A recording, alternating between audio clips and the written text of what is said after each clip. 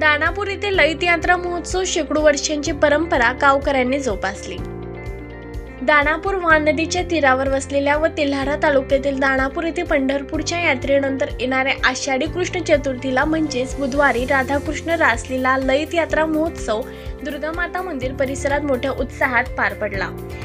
गावाचं वैभव असणाऱ्या वान नदीच्या तीरावर भक्ती व श्रद्धेचा अनोखा संगमाची देही डोळा अनेकांनी अनुभवला। यावेळी लहान बालकांना राधाकृष्णाचा वेश परिधान केला होता। राधाकृष्णाच्या वेशभूषेत रुद्र दांदळे, सक्षम कतोरे, कार्तिक दांदळे या 3 मुलांना सजवण्यात आले होते।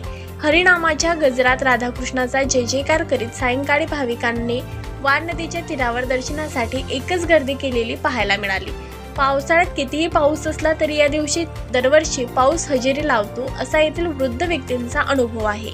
अतिवृष्टी असली तरी या दिवशी थांबते असे सांगितले जाते। यावेळी शेतकऱ्यांनी भरपूर पाऊस पडू दे व बळीराजा सुखी होऊ दे असे राधाकृष्णाला साकडे घातले। हजारो भाविकांचे पावले आपसुकच या यात्रास्थळीकडे वळत होती।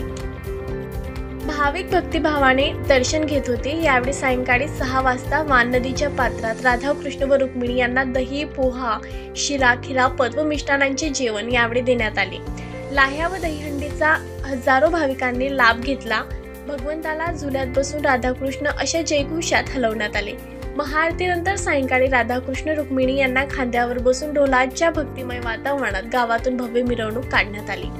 यावेळी ठिकठिकाणी भाविकांनी रस्त्यावर रांगोळीत दीप प्रज्वलन करून स्वागत केले व राधाकृष्णाची पंचारती ओवाळून पूजा यावेळी करण्यात आली।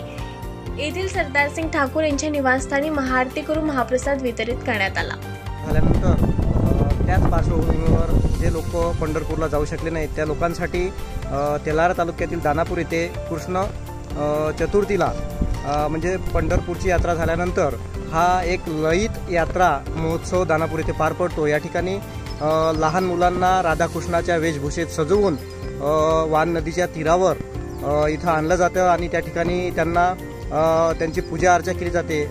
गावातले आणि पंचक्रोशीतले सर्व भाविक या ठिकाणी या राधाकृष्णाच्या दर्शनासाठी येतात आणि आपलं मागणं या राधाकृष्णाकडे मागतात।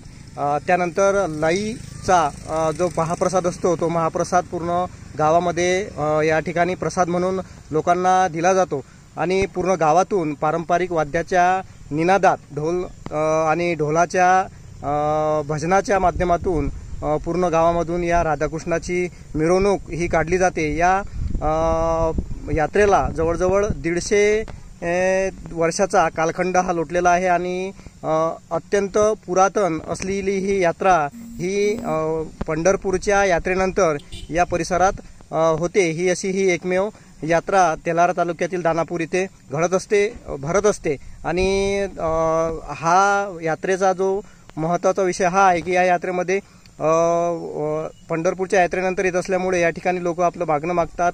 आपल्या बळीराजाला सुख समृद्ध व्हावं आणि भरपूर उत्पन्न हे या शेतमाऊलीनं द्यावं हे सुद्धा दान या यात्रेमध्ये भाविक आपलं मागणं या राधाकृष्णाकडे मागत असतात।